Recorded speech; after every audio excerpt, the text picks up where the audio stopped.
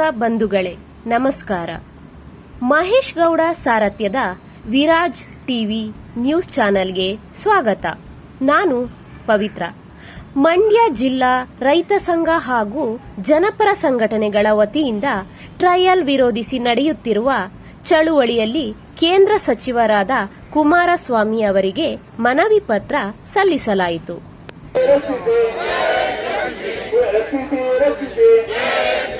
ಕರ್ನಾಟಕ ರಾಜ್ಯ ರೈತ ಸಂಘಕ್ಕೆ, ರೈತರ ಹೋರಾಟಕ್ಕೆ, ಜನಪರ ಸಂಘಟನೆಗಳ ಹೋರಾಟಕ್ಕೆ ಏಕೆ ಬೇಕು ರೈತ ವಿರೋಧಿ ರಾಜ್ಯ ಸರ್ಕಾರ. ನ್ಯಾಯಾಲಯದ ಒಂದು ಆದೇಶಗಳು ಅಂತಕ್ಕಂಥ ಹೆಸರಿನಲ್ಲಿ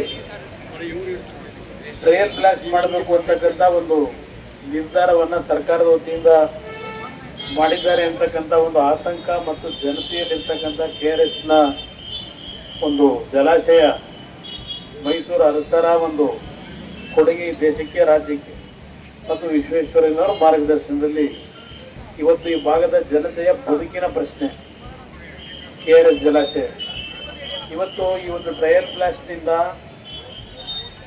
ಏನು ಒಂದು KRS ನ ಜಲಾಶಯದ ಮೇಲೆ ಆಗ್ತಕ್ಕಂಥ ಒಂದು ತೊಂದರೆಯ ಬಗ್ಗೆ ಎಲ್ಲರಲ್ಲೂ ಕಳೆದ 3-4 ವರ್ಷ 5 ವರ್ಷದಿಂದಲೇ ಇದ್ರ ಬಗ್ಗೆ ಆತಂಕ ವ್ಯಕ್ತಪಡಿಸ್ತಕ್ಕಂಥ ನಾನು ಗಮನಿಸಿದ್ದೇನೆ.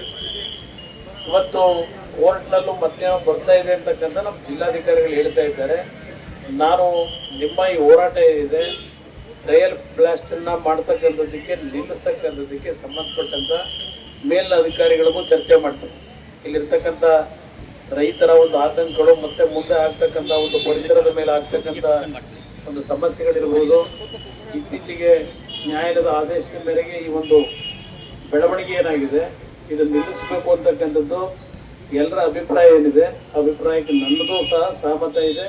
ನಿಮ್ಮ ಹೋರಾಟಕ್ಕೆ ನಾನು ನಿಮ್ಮ ಜೊತೆಯಲ್ಲಿದ್ದೇನೆ. ಇದನ್ನ ಯಾವುದೇ ಕಾರಣಕ್ಕೂ ಮತ್ತೆ ಮುಂದುವರಿಸದೇ ಇರ್ತಕ್ಕಂಥದ್ದಕ್ಕೆ ನನ್ನ ಕೈಲಾಗ್ಬಿಟ್ಟು ನಾನೇನು ಕೆಲಸ ಮಾಡಬೇಕಾಗಿದೆ, ನಿಮ್ಮ ಪರವಾಗಿ ಧ್ವನಿ ಎತ್ತಿ ನಾನು ಅದನ್ನು ಸರಿಪಡಿಸ್ಕೊಡ್ತೀನಿ ಅಂತಕ್ಕಂಥದ್ದನ್ನ ನಮ್ಮ ಗಮನಕ್ಕೆ ತರಲಿಕ್ಕೆ ಬಯಸ್ತೀನಿ. ನಿಮ್ಮ ಹೋರಾಟಕ್ಕೆ ದಯ ಆಗುತ್ತೆ.